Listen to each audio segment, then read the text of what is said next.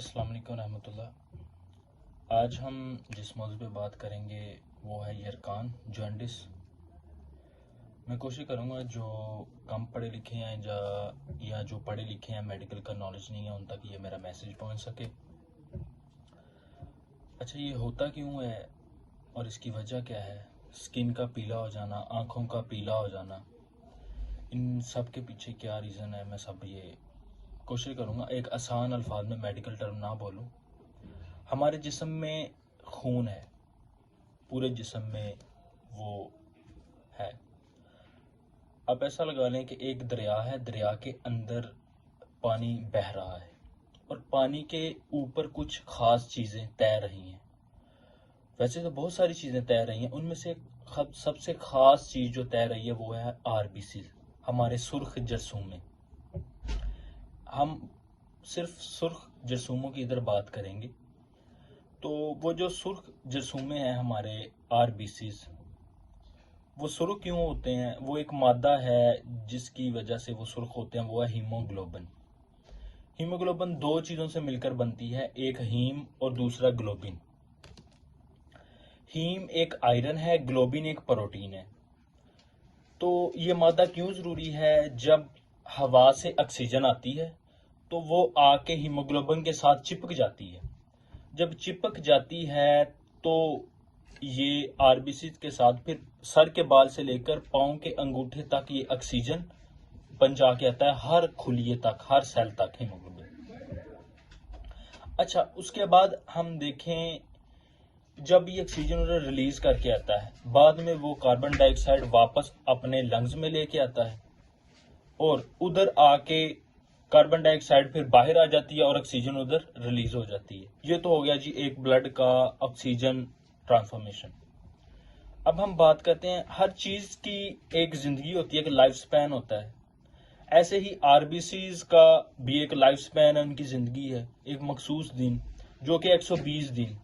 120 दिन के बाद उन सुर्खुलियात को टूटना होता है और न्यू बनने होते हैं। और ये टूटने का अमल है, ये हमारी होती है स्प्लीन में, जिसको हम तिल्ली बोलते हैं। तो अब बात यह है कि आरबीसी सुर्खुलियात बनते किधर हैं? तो अगर देखा जाए, ये हमारे बचपन में कुछ जिगर, कुछ तिल्ली में बनते हैं, लेकिन जो बालग हैं, अडल्ट है, उनके ये बोन मैरो, हड्डियों का जो गुद्दा होता है, उनके अंदर बनते हैं। जब 120 दिन के बाद ये तिल्ली से गुजरते हैं तो तिल्ली के अंदर एक अल्लाह ताला ने खास निज़ाम बनाया है। तिल्ली के अंदर एक नालियां हैं छोटी छोटी, तो इनकी शक्ल होती है गोल डंबल लाइक, जो आरबीसी होते हैं। जैसे ही ये बूढ़े होते हैं तो ये उस नालियों से गुजर नहीं पाते, इनकी शक्ल तब्दील हो जाती है। जब तब्दील हो जाती है तो ये उधर स्टक हो जाते हैं, अड़ जाते हैं।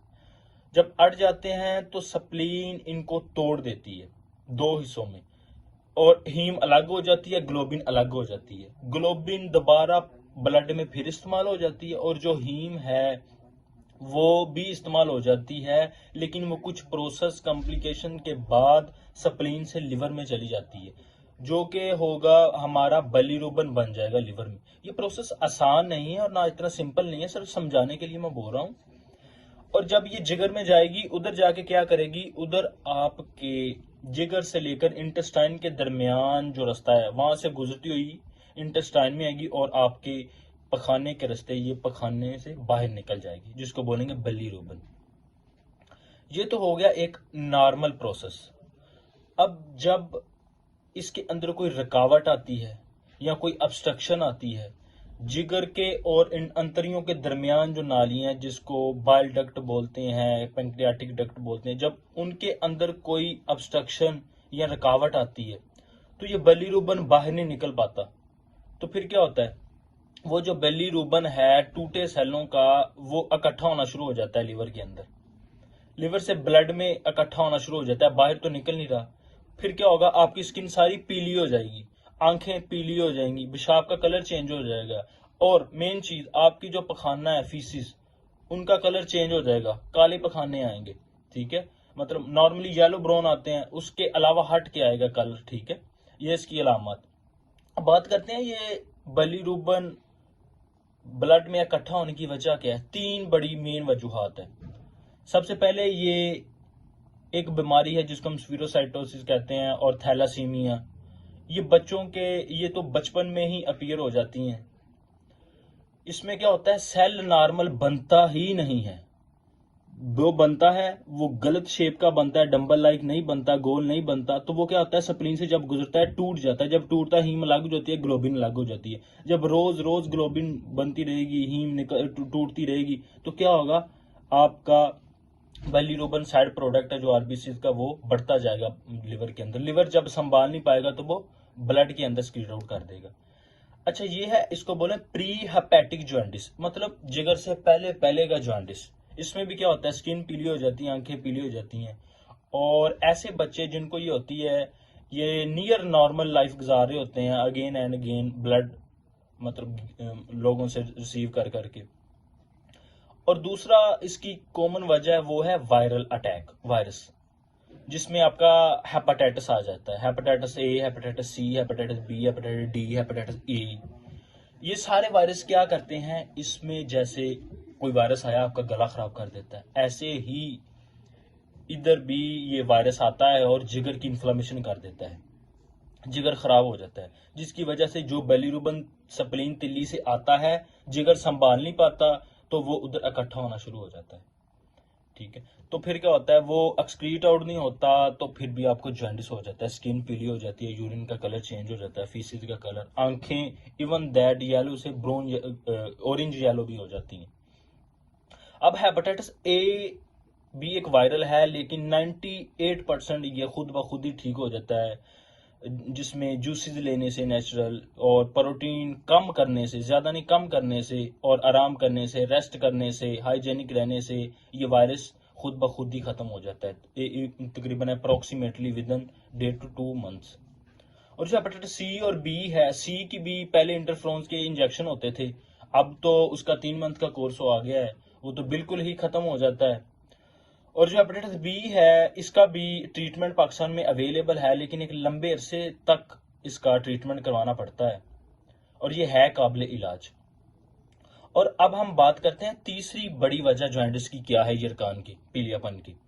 इसमें जो तीसरी बड़ी वजह है, वो है आपका जिगर से लेकर अंतरियों के दरमियान कोई रुकावट आ जाना, कोई ऑब्स्ट्रक्शन आ जाना। उनमें सबसे मोस्ट कॉमन है, वो है हमारे लबलबे का कैंसर, लबलबे पैंक्रियाज का कैंसर। और दूसरी रीजन है आपकी, जो पित्ते का है उसमें कोई स्टोन अटक जाए, ऑब्स्ट्रक्ट हो जाए, जिसकी वजह से आपका बिलीरुबिन वहां से पास ही ना हो पाए। वैसे तो लिहाजा इसकी बहुत सारी रीजंस हैं, लेकिन इनमें से जो मोस्ट कॉमन है वो ये है। इसे ये पेनलेस जॉन्डिस बोला जाता है इसको, इसमें कोई दर्द नहीं होता पेशेंट को। और जो हेपेटाइटिस वाले हैं उसमें पेशेंट के जीआईटी डिस्टर्ब हो जाता है, और राइट साइड पे लिवर पे पेन भी आती है, और ये पेनलेस होता है, और ये डिले वक्त में पता चलता है, after few years, few months. तो लिहाजा जब भी आप अपीयर करें या अपने आप को सिम्पटमाइज करें कि मेरी आंखें येलो हो रही हैं, मेरी स्किन येलो हो रही है, या मेरे यूरिन का कलर चेंज हो रहा है, या मेरे फीसिस का कलर चेंज हो रहा है, तो लिहाजा फौरी किसी हेमाटोलॉजिस्ट से या गैस्ट्रोएंटरोलॉजिस्ट, हेपाटोलॉजिस्ट से रब्ता करें, और वो आपको स्पेसिफिक टेस्ट ब्लड सीरोलॉजी लिख के देंगे, और जिससे आप डायग्नोस हो जाएंगे और आपका ट्रीटमेंट स्टार्ट हो जाएगा। Thank you.